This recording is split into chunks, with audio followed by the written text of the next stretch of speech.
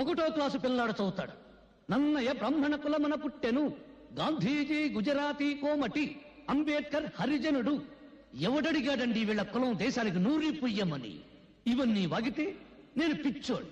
పొరపాటుని మీలో ఎప్పుడైనా దేశభక్తి అనే ఆవేశం పుడితే దాని మీద నీళ్లు చల్లడం చాలా తేలిక. ఇప్పుడు చార్మినార్ ఉన్న చోట శ్రీకృష్ణుడు ఆవులను మేపాడంటే చాలు, ఫినిష్. ధరలు పెరుగుతున్న సంగతి గుర్తురాదు, దరిద్రం పెరుగుతున్న సంగతి గుర్తురాదు, మీదకి నాయకులు తొక్కుతున్న సంగతి గుర్తురాదు.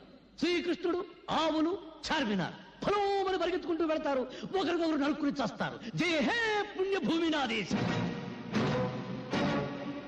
ఒక్కసారి బాగా ఆలోచించుకోండి.